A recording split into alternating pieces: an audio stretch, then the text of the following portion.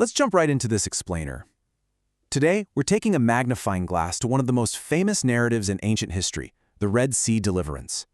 But we're not just reading through it, we're going to break it down step by step, chronologically. We're sticking strictly to the source text to uncover the logistics, the strategy, and those absolutely massive shifts in power that play out over just a few short days. To really get what's happening in the text, we have to look at the stakes. What actually happens when an entire nation is trapped between an uncrossable sea and the ancient world's most terrifying army? It's the ultimate bottleneck, right? A literal dead end. But as we'll see in the text, this isn't just some random miraculous escape. It's an incredibly deliberate, highly orchestrated logistical trap. So let's see exactly how this trap was set. That brings us to Act 1, the trap is set. The narrative actually kicks off not with panic, but with some incredibly specific positioning. The Lord gives Moses these exact coordinates. The Israelites are told to turn and encamp before Pi-hahiroth, between Migdol and the sea over against Baal-zephon. They are explicitly told to camp right up against the water. Now, from a military standpoint, that looks like a massive tactical blunder, right? But that's exactly the point. The text tells us this was intended to make Pharaoh think, hey, they're entangled in the land, the wilderness has shut them in. Basically, the Israelites are playing the role of bait. And this brilliantly illustrates the why behind the whole event. The text doesn't leave us guessing at all. The Lord actually states, I will harden Pharaoh's heart, that he shall follow after them, and I will be honored upon Pharaoh, that the Egyptians may know that I am the Lord.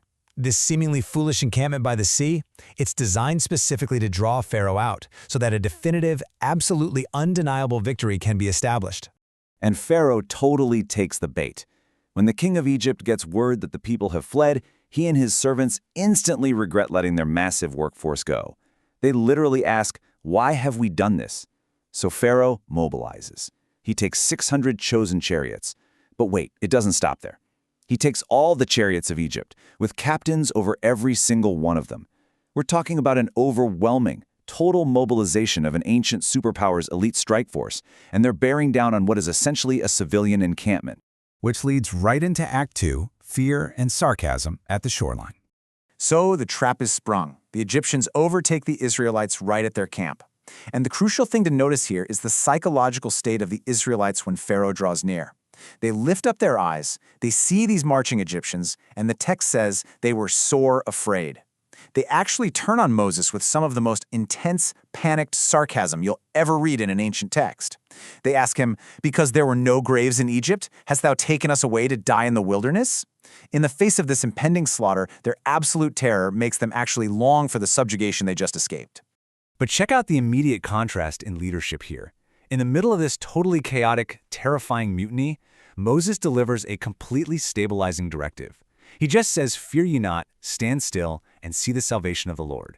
He promises them that the Egyptians they're looking at today, they will never see again. The core of his response is super simple. The Lord shall fight for you, and ye shall hold your peace. Moses is just entirely unshakable here. He knows this trap was set by design. And now, Act 3, the Midnight Miracle. This is where the logistics of the physical world meet some serious supernatural intervention. Because before the sea even parts, a critical tactical maneuver happens. To buy the Israelites time, the angel of God and the pillar of cloud actually move from the front of the camp and stand directly behind them.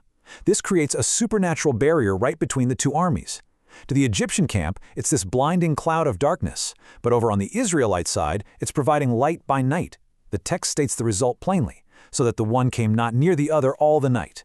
It's just a brilliant divine stalling tactic. And while that barrier is holding the Egyptians at bay in the pitch dark, the escape route is being opened up. It's a really fascinating mechanical sequence. Moses obeys the command to stretch out his hand over the sea. But notice, the Lord doesn't just snap his fingers. The text says he causes the sea to go back by a strong east wind that blows all night long. This continuous, incredibly powerful wind essentially blow-dries the seafloor into dry land, until finally, the waters are completely divided. And that results in one of the most vivid, cinematic images in the entire text. The children of Israel step into the midst of the sea upon dry ground. The waters weren't just pushed away either. The text specifically says they were a wall unto them on their right hand and on their left. Think about that. They are essentially walking through a massive corridor made out of the ocean itself, illuminated by this pillar of fire, all while their enemies are completely stuck behind them in total darkness. All right, moving to the climax, Act 4, the morning destruction. The Egyptians obviously aren't going to just give up. They pursued the Israelites directly into that divided sea, all of Pharaoh's horses, his chariots, and his horsemen. The pacing of this climax is incredibly deliberate. All night long the wind blows, and the Israelites are crossing. Then we hit the morning watch. The text says the Lord looked at the host of the Egyptians through the pillar of fire and troubled them, specifically tearing the wheels off their chariots so they drove heavily. And finally, when the morning appeared, the final blow is dealt. But right before that final blow hits, stuck out there in the middle of a dry seabed with their chariot wheels literally falling off, the Egyptians have this sudden, terrifying realization. They cry out, "Let us flee from the face of Israel, for the Lord fighteth for them against the Egyptians." All that arrogance from Pharaoh's initial pursuit completely shattered. They realize they aren't fighting civilians anymore. They are fighting the Lord. But unfortunately for them, by the time they figure it out, they are already way too deep inside the trap. The Lord then tells Moses to stretch out his hand over the sea one more time. When the morning appears, the sea returns to its full strength. The Egyptians are actually trying to flee against it, but the Lord overthrows them right in the midst of the sea. The waters come rushing back, crashing down over the chariots, the horsemen, and the entire host of Pharaoh. The text delivers absolute finality here with this devastating little detail. There remained not so much as one of them. The aftermath is incredibly stark. It leaves us looking at two entirely divergent fates. On one hand, the Lord saved Israel that day out of the hand of the Egyptians. But on the other, Israel saw the Egyptians dead upon the seashore. That visual, the bodies of the ancient world's most elite military force washed up on the shoreline, is the ultimate confirmation that the trap, which was designed by the Lord from the very beginning to gain honor over Pharaoh, was a total, decisive success. So what is the psychological result of all this? Remember how panicked and utterly sarcastic the Israelites were just a few hours prior? Well, the narrative concludes by stating that Israel saw that great work which the Lord did. This undeniable visual confirmation leads to three profound changes.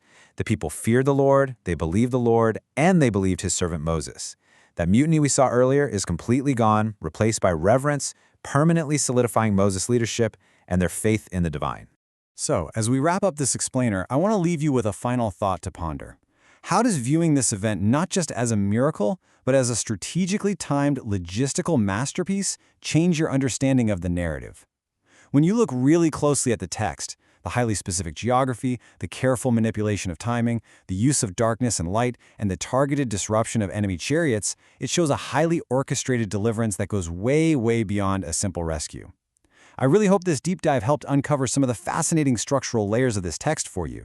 Thanks for focusing in with us today, and keep exploring the sources.